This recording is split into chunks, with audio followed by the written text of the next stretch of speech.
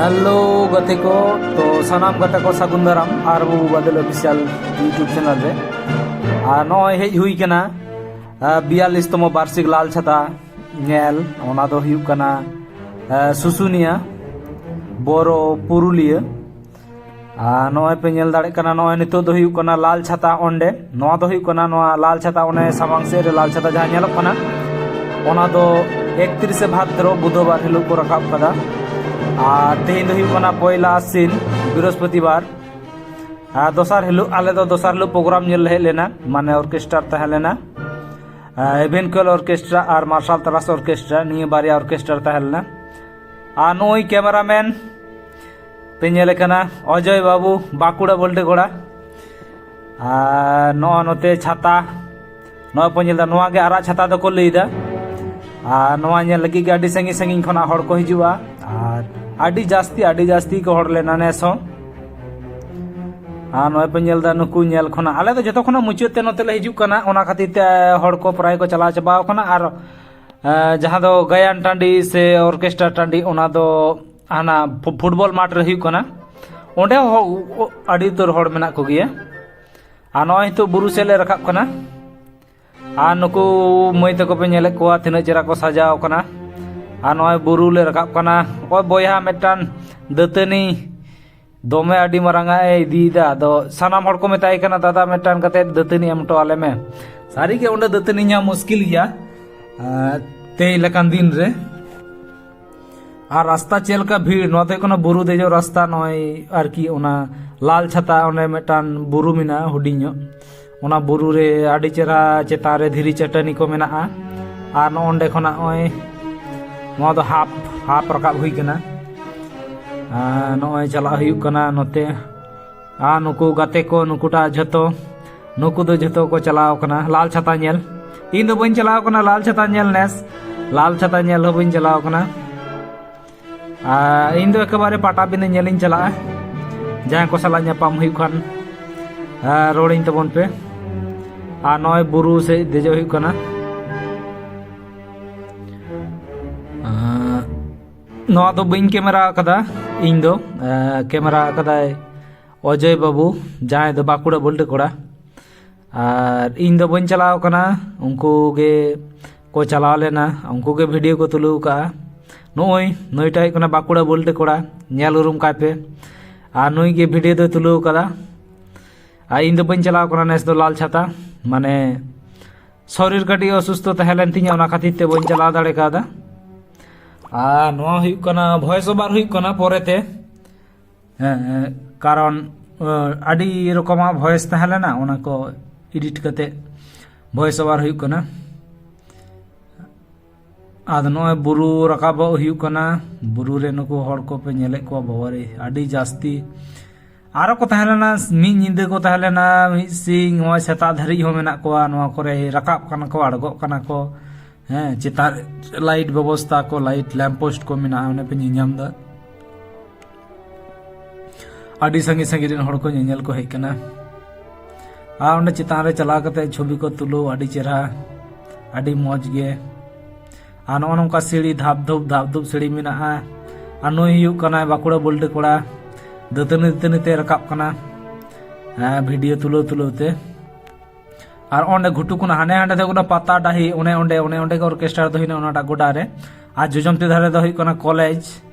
नई बोया दतनी अगुईदा दो सानाम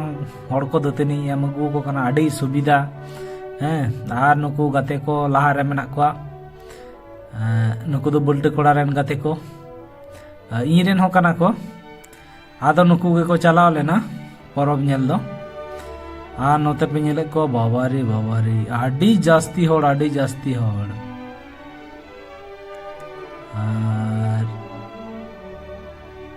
ओना करे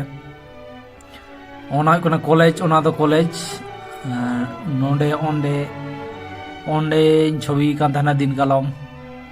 आदो नेस दो बइन चला दाड़े कदा इन दो बइन छवि कना नुकु तिना को छवि कना को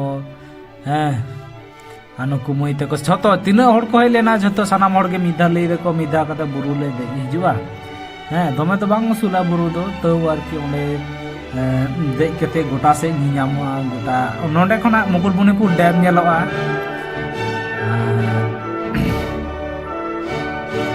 ᱟᱨ ᱱᱚᱛᱮ ᱵᱟᱵᱟᱨᱮ ᱵᱟᱹᱵᱩ ᱛᱟᱠᱚ ᱢᱟᱹᱭ ᱛᱟᱠᱚ ᱵᱟᱵᱟᱨᱮ ᱮᱠᱵᱟᱨᱮ ᱛᱤᱱᱟᱹᱜ ᱠᱚ ᱨᱟᱹᱥᱠᱟᱹᱭᱮᱫᱟ, ᱟᱹᱰᱤ ᱨᱟᱹᱥᱠᱟᱹ ᱟᱨ ᱱᱚᱛᱮ ᱠᱷᱚᱱᱟᱜ ᱧᱮᱞ ᱦᱩᱭᱩᱜ ᱠᱟᱱᱟ ᱛᱟᱹᱣ ᱫᱚᱢᱮ ᱦᱚᱲ ᱠᱚ ᱦᱤᱡᱩᱜ ᱠᱟᱱ ᱜᱮᱭᱟ, ᱮᱠᱷᱚᱱ ᱦᱚᱸᱠᱚ ᱨᱟᱠᱟᱵ ᱠᱟᱱ ᱜᱮᱭᱟ ᱠᱟᱨᱚᱱ ᱱᱤᱛᱚᱜ ᱟᱹᱰᱤ ᱵᱮᱲᱟᱣ ᱠᱟᱱᱟ, ᱵᱮᱲᱟ ᱠᱟᱛᱮ ᱨᱮᱦᱚᱸ ᱦᱚᱲ ᱠᱚ ᱨᱟᱠᱟᱵ ᱠᱟᱱ ᱜᱮᱭᱟ। ᱟᱨ ᱱᱚᱰᱮ ᱠᱷᱚᱱᱟᱜ ᱱᱩᱠᱤᱱ ᱱᱚᱰᱮ ᱜᱟᱛᱮ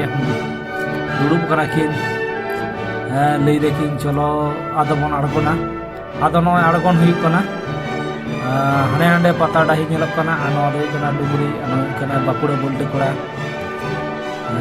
ᱱᱩᱭ ᱜᱮ ᱠᱮᱢᱮᱨᱟᱢᱮᱱ ᱫᱚ, ᱠᱟᱨᱚᱱ ᱤᱧ ᱵᱟᱹᱧ ᱪᱟᱞᱟᱣ ᱫᱟᱲᱮ ᱠᱟᱣᱫᱟ। ᱟᱨ ᱱᱚᱛᱮ ᱱᱩᱠᱩ ᱵᱟᱹᱧ ᱧᱮᱞᱮᱫ ᱠᱚᱣᱟ, ᱯᱮᱲᱟ ᱠᱚᱠᱚ ᱦᱮᱡ ᱠᱟᱱᱟ, ᱥᱟᱱᱟᱢ ᱠᱚ ᱯᱮᱲᱟ ᱠᱚᱠᱚ ᱟᱹᱜᱩ ᱠᱟᱜ ᱠᱚᱣᱟ ᱵᱩᱨᱩ ᱧᱮᱞ, ᱡᱟᱦᱟᱸᱭ ᱠᱚᱨᱮᱱ ᱥᱩᱥᱱᱟ ᱟᱹᱛᱩ ᱨᱮᱱ ᱯᱮᱲᱟ ᱠᱚᱠᱚ ᱦᱮᱡ ᱞᱮᱱᱟ, ᱥᱟᱶᱛᱮ ᱵᱚᱥᱚᱱᱛᱚᱯᱩᱨ, ᱯᱟᱛᱷᱚᱨ ᱡᱚᱞ, ᱰᱟᱝᱜᱚᱰᱰᱤ, ᱚᱱᱟ ᱠᱚᱨᱮᱱ ᱥᱟᱱᱟᱢ ᱯᱮᱲᱟ ᱯᱟᱹᱲᱦᱟᱹ ko চলো বুরু সে কাটি বন দেই হেলেंगे। ইহো চালাও লেখানি দেখ বাড়া গিয়া দেখ কান গি চালা মানে দেজক কান গিয়া বুরু রে। আদো হানে লাল ছাতা ওনে ওনে ñelok kana। আদো লা হেলো মানে 31 ভাদর মানে ভাদর বঙ্গা না 31 ভাদর বঙ্গা মুচুদ হিলো ইয়ে को রাকাবা ছাতা দো को রাকাবা আর প্রোগ্রাম হইবা পয়লা আশ্বিন হিলো। হ্যাঁ তো আলে তো প্রোগ্রাম ñel লে kana পয়লা আশ্বিন হিলো। नॉय पे ñelदा नोते हड़ को आड़गोन कना को रकाब कना को भीड़ कना ओना सीढ़ी आरकी तीना चंग धाप धूप मेना सीढ़ी ना धाप ते बाले ñel कदा ठीक ठाक किंतु आडी गोटांग गे मेना माने लांगा वानी कना। आर नॉय ले आड़गो चलाक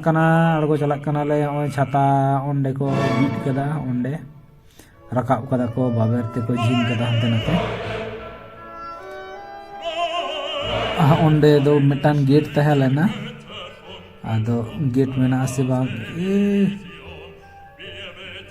ओंडे ñel हुआ ओंडे मिटान गेट मेना नोंडे तना बुरु को रकाबा नोंडे पार्क लेका कटिंग मेना हल्का हल्का जहां रे दो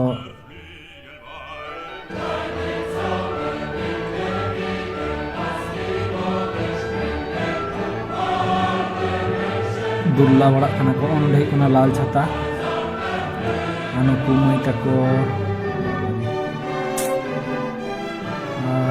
बेलून को दम को ताव कदा काटी काटी मई बाबू तको लगी आनो कुमई तको हते को चला कना बुरु हा को देजो को आर आले दो नो ले आड़ को चला कना दो खान हतार से नुकु गाते को गल्प बड़ाय दा दोमे गाते को ñamok कना दोमे झतो को पुरुम हड़ आदो सूरेन लोकल हड़ से उपरुम हड़ आनो काटी हुडिंग हुडिंग मई बिटी ताड़ाम दी बाइक साब कदे सतो हड़ काइन ताड़ाम सनाय कना हेंगे बाता चलक कना हें कते आनुकु गाते को अड़गो कना आले हल अड़गो कना जुजम धारे ओना जुजम धारे दो प्रोग्राम हुई कना नोंकाते दो तार ना जाली एम मेना माने हाना धारते तो कॉलेज रेना रास्ता लाताते आ चितान ते तो बुरु देजोना रास्ता आ नय मुचुरे ओंडे आड़गो हेज हुईना पिच रास्ता रे नोले ताड़ाम कदाले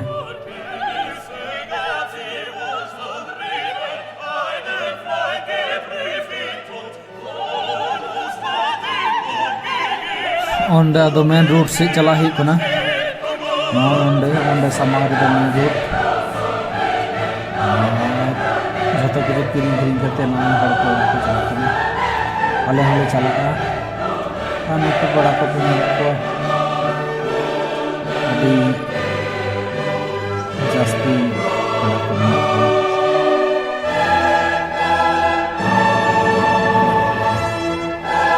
दोनों को गल्प होइदा ᱧᱟᱯᱟᱢ ᱠᱟᱱᱟ ᱠᱚ ᱯᱚᱨᱚᱢ ᱧᱮᱞ ᱟᱨ ᱱᱚᱣᱟ ᱫᱚ ᱦᱩᱭᱩᱜ ᱠᱟᱱᱟ ᱢᱮᱱ ᱨᱳᱰ ᱟᱨ ᱦᱟᱱᱛᱮ ᱪᱟᱞᱟᱣᱱᱟ ᱦᱟᱱᱛᱮ ᱫᱚ ᱦᱩᱭᱩᱜ ᱠᱟᱱᱟ ᱥᱩᱥᱩᱱᱤᱭᱟ बसंतपुर मान बाजार चलावना और नोते चलावना डांगोड्डी बोरो नोटा रास्ता तो डांगोड्डी बोरो से चलावना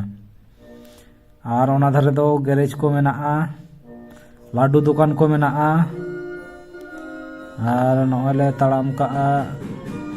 ᱪᱷᱟᱛᱟ ᱯᱚᱨᱚᱵᱽ ᱧᱮᱞ ᱠᱷᱚᱱ ᱱᱚᱜᱼᱚᱭ ᱟᱨᱚ ᱪᱟᱞᱟᱣ ᱦᱩᱭᱩᱜ ᱠᱟᱱᱟ ᱚᱱᱛᱮ, ᱱᱚᱣᱟ ᱫᱚ ᱦᱩᱭᱩᱜ ᱠᱟᱱᱟ ᱰᱟᱝᱜᱚᱰᱰᱤ ᱥᱮᱫ ᱦᱮᱡ ᱠᱟᱱᱟ, ᱢᱟᱱᱮ ᱵᱚᱨᱚ ᱥᱮᱫ। तो फाइनली आरो आई परब टाँडी से हेज हुईना, परब टाँडी से हेज कते ओंडे दुकान रे ओना करे चेक को दुकान का आरकी ओना अडी किछु को दुकान का परब टाँडी से ले परबरते मना होइना जी चलो आर मिथा परब टाँडी से न बाहा को दुकान का नोते तिने भीड़ ओनका बुरु रे भीड़ तहलना सेता पे आरे आदो ओना भीड़ खातिर सेता सेता बांग को चलाव कना।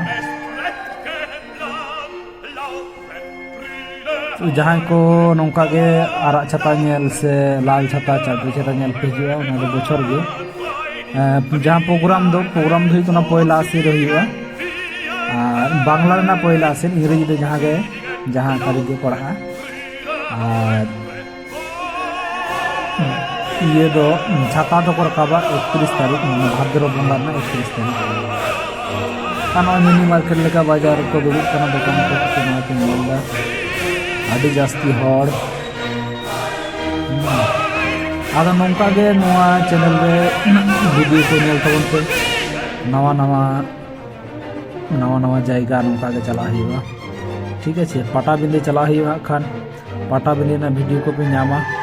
पाटाबिंदी रे जहां को सेटल पे तहन खान होयतो मिद झलक गान पे नामा सानते आले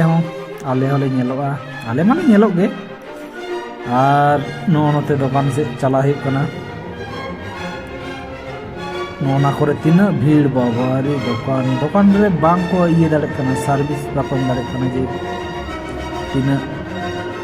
भीड़ आर की अकोय चई एमाया बई एमाया नोंडे सनाम लकन हड़ गे को हेज कना काटी गिदरे खना सेड़ा हड़ हबी सनाम लकन को गे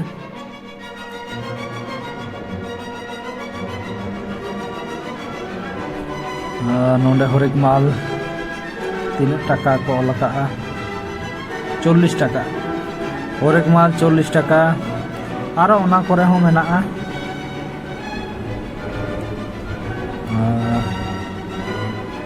चेत माल को जाए पर की चूड़ी माला दुकान